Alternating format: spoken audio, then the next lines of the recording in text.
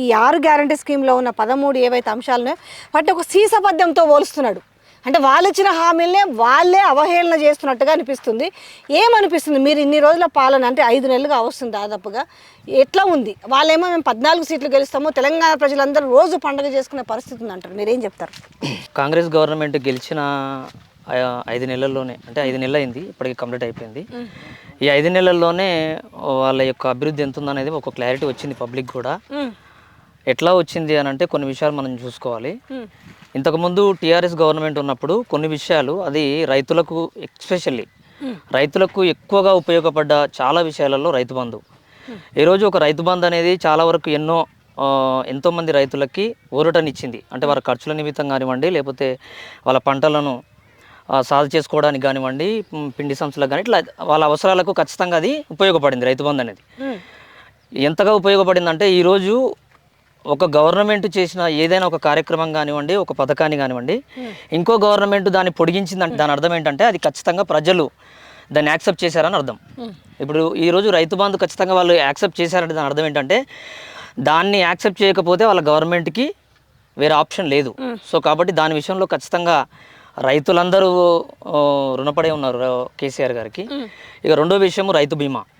రైతు బీమా విషయం అయితే నాకు తెలిసినంత వరకు మా కోడేరు గ్రామంలోనే ఎవరు చనిపోయినా వాళ్ళకి అది పార్టీలకు అతీతంగా ప్రతి ఒక్కరు ఒక ఆలోచన ఏం చేసేవాళ్ళు అంటే చనిపోగానే వెంటనే ఎన్ని ఎకరాల భూమి ఉంది అంటే భూమి ఉందా లేదా అని అడిగేవారు. ఎందుకు అని అంటే భూమి ఉన్న ప్రతి రైతుకు రైతు బీమా వర్తించేది. గుంట భూమి ఎంత ఒక 2-3 కుంటలు ఉన్నా కూడా ఇచ్చేది. అంటే ఫస్ట్ వాళ్ళు వెళ్ళగానే వాళ్ళని ఏమడిగేవారు అంటే మీకు భూమి ఉందా లేదా. అంటే ఈరోజు మళ్ళీ నాకు తెలిసినంత వరకు అయితే ఇప్పుడు కాంగ్రెస్ గవర్నమెంట్ వచ్చిన తర్వాత కూడా 200కు పైన రైతులు చనిపోయారని మన పేపర్ స్టేట్మెంట్లోనే చూస్తున్నాం. మరి అలాంటప్పుడు మరి ఎంతమంది ఇప్పుడు ఒక 5 లక్షలు అంటే వాళ్ళ ఫ్యామిలీకి ఎంత ఆదరణ ఉంటుంది. సో దాని విషయంలో కూడా మీరు ఆలోచించవచ్చు.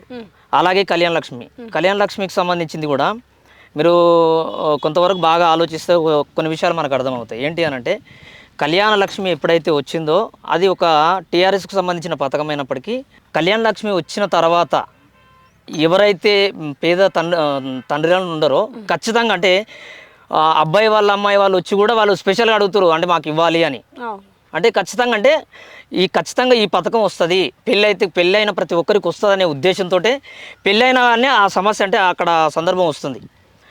అలాగే ఇప్పుడు మీరు ఇందాక అన్నారు కాంగ్రెస్ గవర్నమెంట్ వచ్చిన ఈ 5 నెలల్లోనే ప్రజలకు చాలా విషయాల్లో క్లారిటీ వచ్చింది.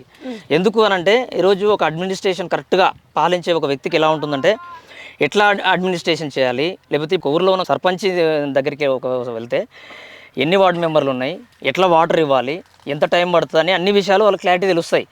అలాగే ఇంత కేసీఆర్ గారు ఉన్న ఈ 10 సంవత్సరాల కాలంలో ఇప్పుడు కూడా మనకు వాటర్ ప్రాబ్లం రాలేదు. ఎందుకు అనంటే ఆయనకి అడ్మినిస్ట్రేషన్ పై స్థాయి నుంచి కింది స్థాయి వరకు క్లారిటీగా తెలిసింది. ఎప్పుడు ఏ నీళ్ళు వదలాలి, ఎప్పుడు ఎక్కడ నీళ్ళు ఎన్ని టీఎంసీలు మనం వాడుకోవాలి, ఎంత దాచుకోవాలి ఎండాకాలం వచ్చినప్పుడు అని. సో ఎప్పుడైతే ఈ కాంగ్రెస్ గవర్నమెంట్కి క్లారిటీగా తెలియని ఒక విషయం ఏంటంటే ఎక్కడ ఏది వాడుకోవాలి అనేది వాళ్ళకి క్లారిటీగా తెలియలేదు. సో అది మనకు స్పష్టంగా మనకు అర్థమైపోతుంది. సో కాబట్టి మేము ముఖ్యంగా ఈ సందర్భంగా నేను చెప్పేది ఏంటంటే మన నాగర్ కర్నూలు డిస్టిక్లో ఉన్న ప్రవీణ్ కుమార్ సార్కి మనం ఖచ్చితంగా సపోర్ట్ చేయాల్సిన అవసరం ఉంది. ఎందుకు అవసరం ఉంది, సపోర్ట్ చేయాల్సిన అవసరం ఎందుకు ఉందనంటే ఎంతోమంది నాయకులు తమ స్వార్థాల కోసం వచ్చి ఉంటారు, కానీ ప్రవీణ్ కుమార్ సార్ అలా కాదు.